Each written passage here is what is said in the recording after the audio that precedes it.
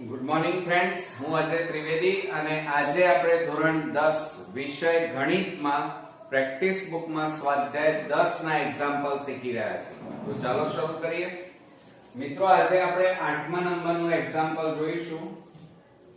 એમાં જુઓ, P કેન્દ્રિત 33 સેમી ત્રિજ્યા ધરાવતા વર્તુળના બહિર્ભાગમાં એટલે બહારના ભાગમાં આવેલું બિંદુ S માંથી વર્તુળને દોરેલ સ્પર્શકનું સ્પર્શ બિંદુ T છે.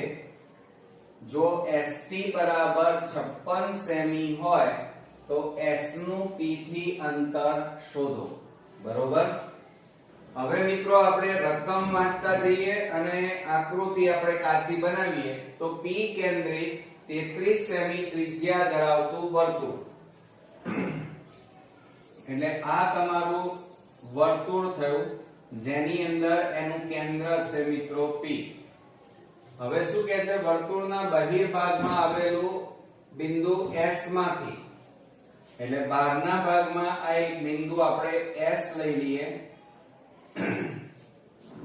S માંથી વર્તુળને દોરેલ સ્પર્શક, એટલે આ S બિંદુમાંથી પસાર થતો આ રીતે વર્તુળને સ્પર્શ કરતો આ રીતે આપણે સ્પર્શક, બરોબર, આ સ્પર્શક અહીંયા સ્પર્શ કરે છે અને સ્પર્શ બિંદુ આ T છે. બરોબર.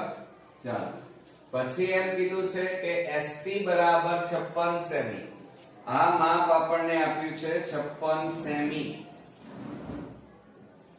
અને ત્રિજ્યા આપણને આપી છે 33 સેમી. આ PT એ ત્રિજ્યા કહેવાય અને એનું માપ આપણને આપ્યું છે 33 સેમી. હવે આપણે શોધવાનું શું છે?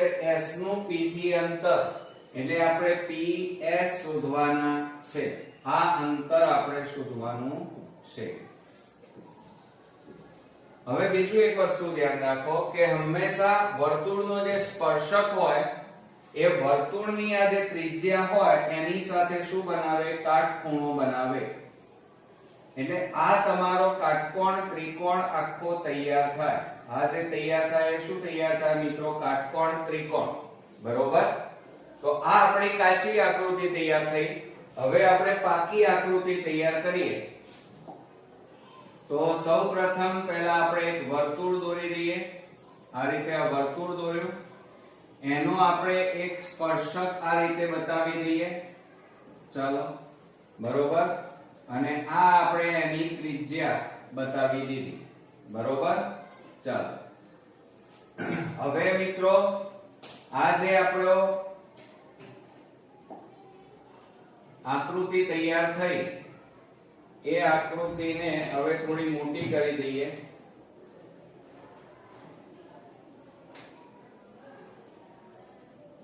ચાલો, હવે એની અંદર જુઓ, હવે આપણે અહીંયા એનું કેન્દ્ર લઈ લઈએ. કાચી આકૃતિ ઉપરથી નામ નિર્દેશન કરીએ તો આ P, આ સ્પર્શ બિંદુ નું બિંદુ T અને બહારની બાજુએ આવેલું બિંદુ S, અને આ બંનેને આપણે આ રીતે જોઈન્ટ કરીએ. બરોબર. અહીંયા આપણે કાટખૂણો બનાવશે. હવે આપણે શોધવાના SP છે. આ માપ આપણે શોધવાનું છે. આ માપ આપણને આપ્યું છે 56 સેમી. ST નું માપ 56 સેમી અને ત્રિજ્યા આપી છે 33 સેમી. આ માપ આપણી પાસે કેટલું આપેલું છે? 33 સેમી. બરોબર. તો હવે આપણે પાયથાગોરસ પ્રમેયનો ઉપયોગ કરી અને શોધી શકાય. આ આપણો કાટકોણ ત્રિકોણ અહીંયા તૈયાર થયો મિત્રો. મેં હમણાં તમને સમજાવ્યું એ પ્રમાણે. હવે આપણે જે વસ્તુ આપણને આપેલી છે એ પહેલા લખી કાઢીએ. આપણને આકૃતિની અંદર ત્રિજ્યા આપેલી છે. ત્રિજ્યાનું માપ, ત્રિજ્યા આપણી કઈ દેખાય છે? PT, અને PT બરાબર કેટલા છે? 33 સેમી. ત્યાર પછી મિત્રો આપણને ST દેખાય છે, તો ST બરાબર 56 સેમી અને આપણે શોધવાનું શું છે SP બરાબર શોધવાના છે બરોબર એટલે કે P થી S સુધીનું અંતર હવે આપણે લખીએ આ આકૃતિની હવે જરૂર નથી એટલે ભૂસી નાખીએ હવે આપણે અહીંયા લખીશું કે P કેન્દ્રિત વર્તુળમાં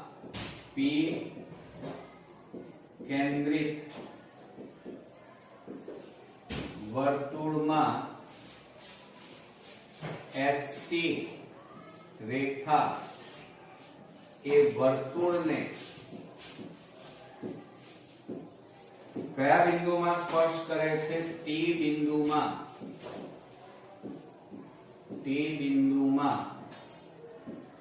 સ્પર્શે છે બરોબર હવે આપણી પાસે જુઓ મિત્રો અહીંયા ત્રિકોણ બન્યો PTS હવે એને લખાય તો બીજી રીતે આ રીતે પણ લખાય કે PT રેખાખંડ લંબ TS રેખાખંડ બરોબર અને ત્રિકોણ PTS માં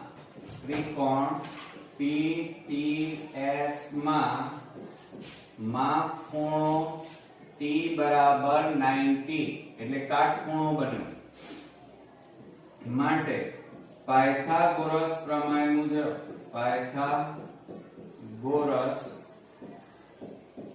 મુજબ આપણે સૂત્ર લખીએ તો સૂત્ર શું થાય મિત્રો કર્ણનો વર્ગ PS² થાય તો PS² બરાબર PT² પ્લસ TS² થાય આ આપણું પાયથાગોરસ પ્રમેયનું સૂત્ર તૈયાર થયું હવે એમાં કિંમતો મૂકો ચાલો PS² એ આપણે શોધવાનું છે PT² PT એટલે 33 નો વર્ગ અને વત્તા TS એટલે 56 નો વર્ગ થાય માટે PS² બરાબર હવે જુઓ 33 નો વર્ગ એટલે 33 ગુણ્યા 33 કરવા પડે 33 ગુણ્યા 33 શૂન્ય 3 તારી 9 3 તારી 9 3 તારી 9 9 9 9 18 વધી પડી 1 9 ને 1 10 એટલે 1089 આવે અને હવે આપણે 56 નો વર્ગ એટલે 56 ગુણ્યા 56 કરીએ 56 ગુણ્યા 56 તો 0 5 6 30 5 5 25 ને 3 28 છાયું છાયું 36 5 6 5 30 ને 3 33 તો 6 3 8 ને 3 11 2 ને 1 3 તો કેટલા આવ્યા મિત્રો 3136 હવે આ બે નો સરવાળો કરી નાખો કે 1089 9 ને 6 15 8 ને 3 11 ને 1 12 નો બગડો વધી 1 1 ને 1 2 3 ને 1 4 તો કેટલા મળ્યા 4225 તો આપણે અહીંયા લખીએ કે PS² બરાબર 4225 હવે આ વર્ગ કાઢી નાખો તો આ બાજુ વર્ગમૂળ થાય માટે PS બરાબર વર્ગમૂળમાં 4225 હવે આ 4225 નું મિત્રો વર્ગમૂળ ન આવડે તો તમારે અહીંયા એના ભાગ પાડવાના 4225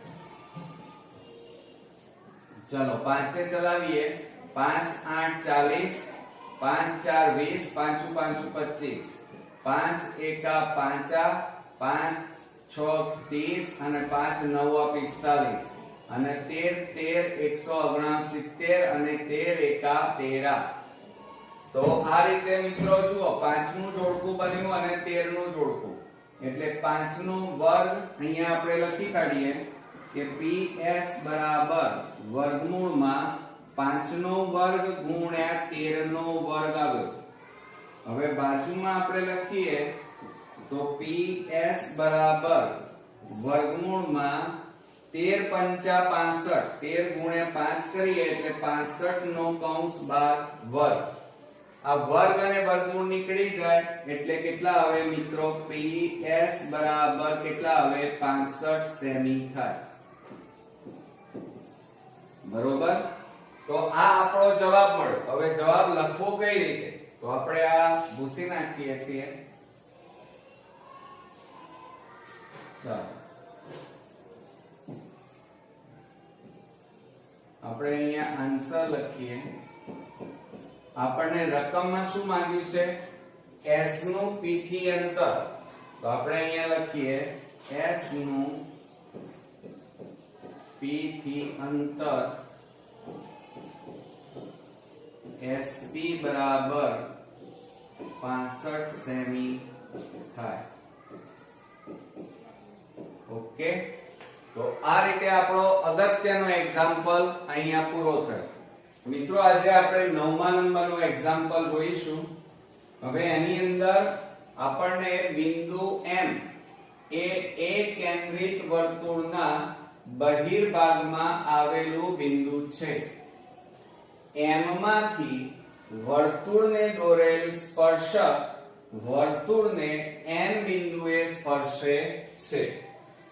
જો AM બરાબર 41 સેમી અને MN બરાબર 40 સેમી હોય તો વર્તુળની ત્રિજ્યા શોધો. આપણે અહીંયા ત્રિજ્યા શોધવાની છે. હવે આપણે મિત્રો રકમ વાંચતા જઈએ અને કાચી આકૃતિ બનાવીએ. તો બિંદુ M એ કેન્દ્રિત વર્તુળ. આ આપણું વર્તુળ મિત્રો. આ કેન્દ્રિત વર્તુળ એના બહિર્ભાગમાં આપણને કયું બિંદુ આપેલું છે? M. M માંથી વર્તુળને દોરેલ સ્પર્શક. હવે M બિંદુમાંથી આ રીતે દોરેલો સ્પર્શક છે આ રીતે. અને વર્તુળને N બિંદુએ સ્પર્શે છે. તો આ વર્તુળને N બિંદુએ સ્પર્શે છે. AM બરાબર 41 એટલે આ માપ આપણને આપ્યું છે 41. બરોબર. અને MN બરાબર 40 સેમી. આ માપ આપણી પાસે છે 40 સેમી. તો આપણે ત્રિજ્યા AN આ આપણે શોધવાની છે મિત્રો. હવે બીજું તમે જાણો છો એ પ્રમાણે વર્તુળની ત્રિજ્યા આ તમારી ત્રિજ્યા કહેવાય. આ ત્રિજ્યા અને આ તમારો શું છે? સ્પર્શક. તો વર્તુળની ત્રિજ્યા સ્પર્શક સાથે શું બનાવે? કાટખૂણો બનાવે. અને માટે આ ત્રિકોણ તમારો કેવો તૈયાર થાય? કાટકોણ ત્રિકોણ તૈયાર થાય. ઓકે. ચાલો હવે આપણે પાકી આકૃતિ બનાવીએ. તો એની અંદર જુઓ આ આપણે વર્તુળ દોર્યું. બરોબર. એમાં આપણે આ સ્પર્શક દોરી દઈએ. બરોબર. અને એમાંથી આપણે આ તમારી ત્રિજ્યા દોરી ગઈ. બરોબર. ચાલો હવે એની અંદર મિત્રો આપણે આકૃતિ તૈયાર કરીએ. તો જુઓ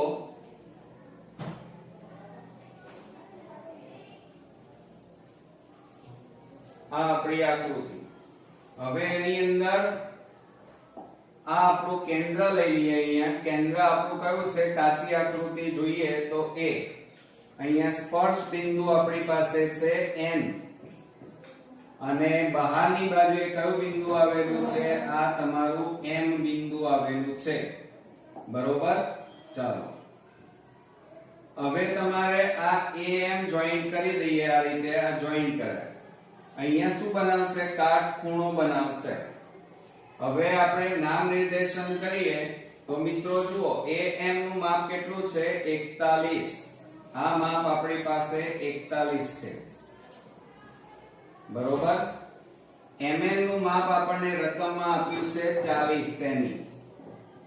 અને આપણે આ ત્રિજ્યા શોધવાની છે. બરોબર. ચાલો હવે એની અંદર આ તમારી શું કહેવાય? ત્રિજ્યા કહેવાય. જ્યારે આ જે તમે દોર્યો છે એ શું કહેવાય? વર્તુળનો સ્પર્શક કહેવાય. અને સ્પર્શક અને ત્રિજ્યા એકબીજા સાથે કાટખૂણો બનાવે. માટે અહીંયા તમારો આ ત્રિકોણ જે તૈયાર થયો એ કાટકોણ ત્રિકોણ અહીંયા તૈયાર થયો એમ કહેવાય. બરોબર. હવે મિત્રો જો આપણને રકમની અંદર જે વસ્તુ આપેલી છે an ત્રિજ્યા આપણે શોધવાની છે એટલે ત્રિજ્યા બરાબર an બરાબર શોધવાની છે. બરોબર.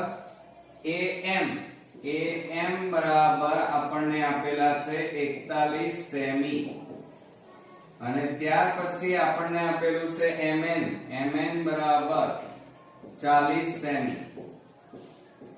આ રીતે આપણને બે વસ્તુ આપેલી છે. તો હવે આપણે લખીએ સૌપ્રથમ કેન્દ્રિત વર્તુળમાં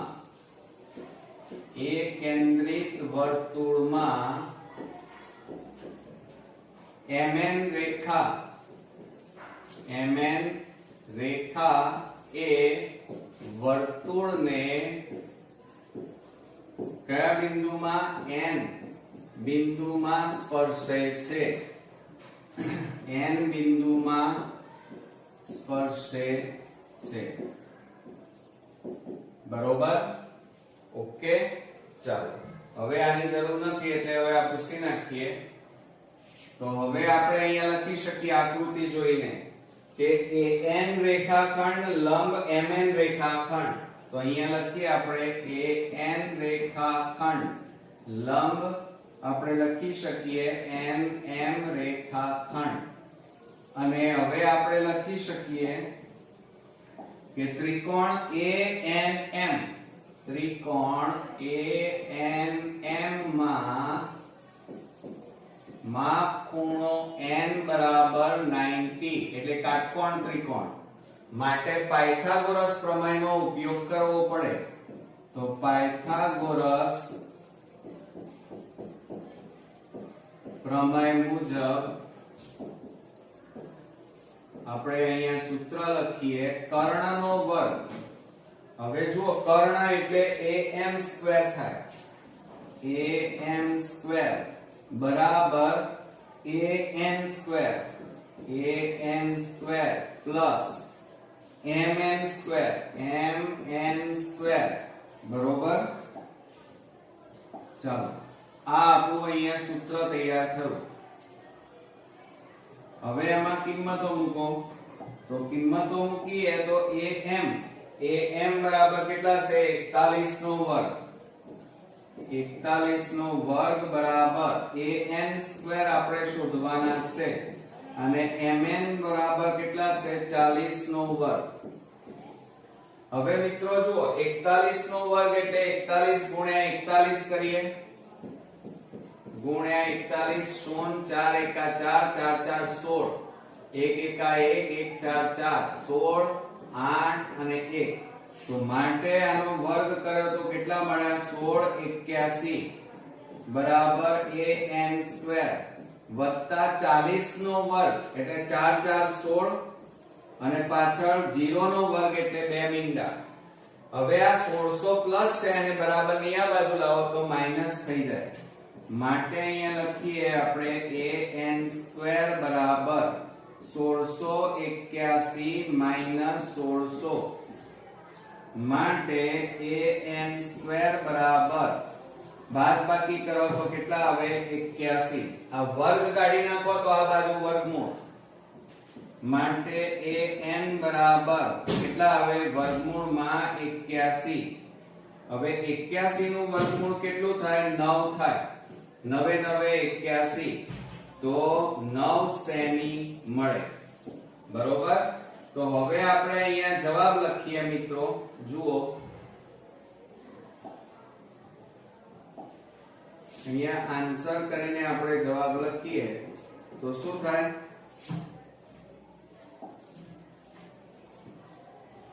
કે વર્તુળની ત્રિજ્યા શોધો. તો અહીંયા આપણે લખીએ વર્તુળની ત્રિજ્યા બરાબર 9 સેમી મળે. કેટલી મળે 9 સેમી. તો આ રીતે પાછો આપણો અગત્યનો એક્ઝામ્પલ અહીંયા પૂરો થયો. મિત્રો આજે આપણે 10મા નંબરનો દાખલો જોઈએ. તો એની અંદર જુઓ O કેન્દ્રિત વર્તુળનો સ્પર્શક XY વર્તુળને Y બિંદુએ સ્પર્શે છે. જો OX બરાબર 61 સેમી અને વર્તુળનો વ્યાસ 22 સેમી હોય તો XY આપણને શોધવાનું કીધું છે. તો હવે આપણે રકમ ઉપરથી આકૃતિ બનાવીએ. તો જો એની અંદર આપણને એમ કહે છે O કેન્દ્રિત વર્તુળ, એટલે આ તમારું O કેન્દ્રિત વર્તુળ થયું. સ્પર્શક XY વર્તુળને Y બિંદુએ સ્પર્શે છે. આ એક સ્પર્શક દોર્યો અને વર્તુળને કયા બિંદુમાં? Y બિંદુમાં સ્પર્શે છે. આ XY સ્પર્શક. અને OX બરાબર OX આ બંને જોઈન્ટ કરો તો આ કેટલા છે? 61 સેમી. આ 61 સેમી. વ્યાસ આપ્યો છે 22 સેમી. એટલે આ તમારી ત્રિજ્યા થાય. એટલે વ્યાસ ઉપરથી પહેલા તમારે શું શોધવું પડે? ત્રિજ્યા. બરોબર. અને તમારે શોધવાનું છે મિત્રો XY. હવે બીજું યાદ રાખો કે આ વર્તુળની શું કહેવાય? ત્રિજ્યા કહેવાય. અને આ તમારો શું થાય? સ્પર્શક થાય. અને ત્રિજ્યા એ સ્પર્શક જોડે કાટખૂણો બનાવે. શું બનાવે? કાટખૂણો. એટલે આ કાટકોણ ત્રિકોણ આખો તૈયાર થાય આ રીતે. બરોબર. હવે જુઓ મિત્રો, આપણે પાકી આકૃતિ દોરી દઈએ. તો એની અંદર આપણે પહેલા વર્તુળ દોરી દઈએ. પછી એની અંદર આપણે આ રીતે વર્તુળનો સ્પર્શક દોરી નાખ્યો. અને ત્યાર પછી આપણે આ રીતે એની ત્રિજ્યા દોરી નાખી. બરોબર. હવે આપણી આકૃતિ હવે તૈયાર થઈ ગઈ છે મિત્રો. ચાલો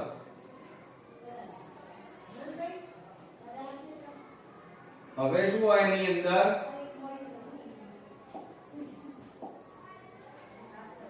આપણને અહીંયા કેન્દ્ર બતાવી દઈએ. O કેન્દ્ર.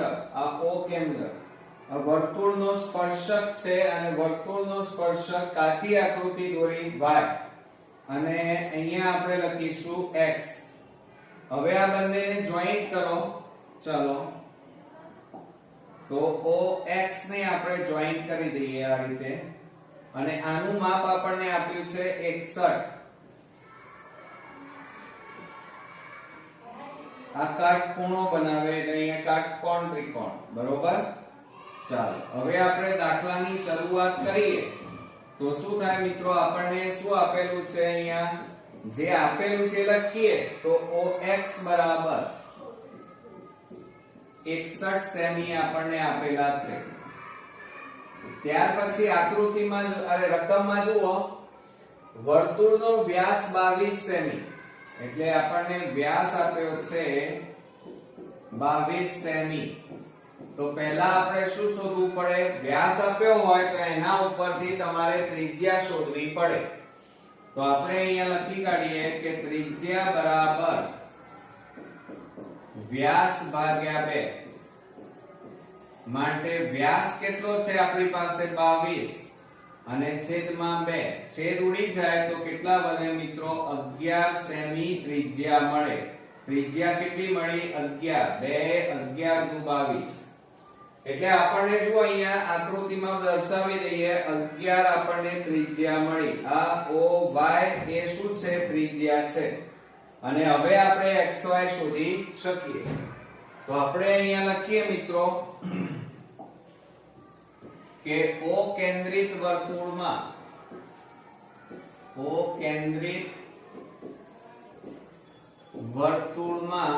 XY રેખા વર્તુળને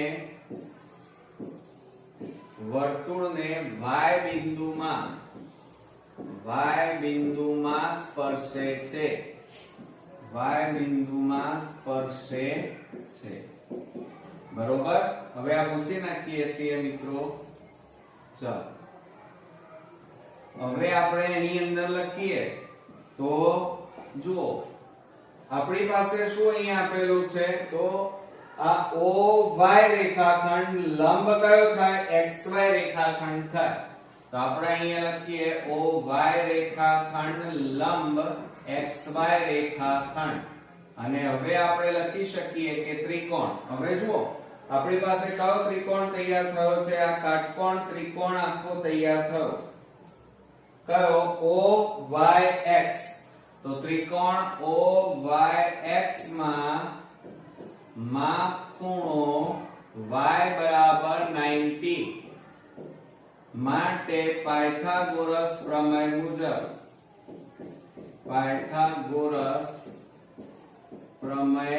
મુજબ આપણે સૂત્ર લખી કાઢીએ.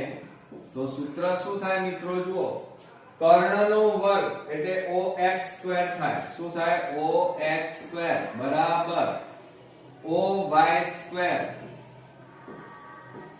વત્તા XY² થાય.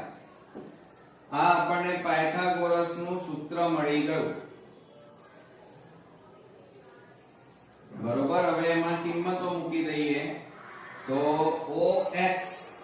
OX બરાબર કેટલા છે? 61 નો વર્ગ બરાબર OY 11 નો વર્ગ વત્તા XY નો વર્ગ માટે 61 નો વર્ગ એટલે 61 ગુણ્યા 61 કરીએ તો 0 6 એકા 6 6 36 1 એકા 1 1 6 6 6 12 6 ને 1 7 3721 થાય. અને બરાબર 11 નો વર્ગ કેટલો થાય? 121 પ્લસ XY².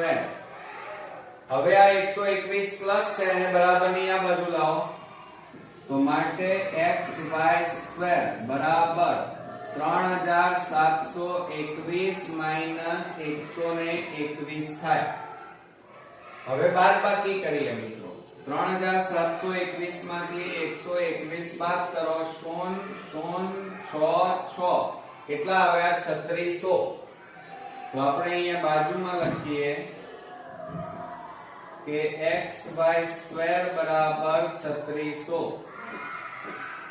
માટે હવે આ વર્ગ કાઢી નાખો તો આ બાજુ વર્ગમૂળ થાય.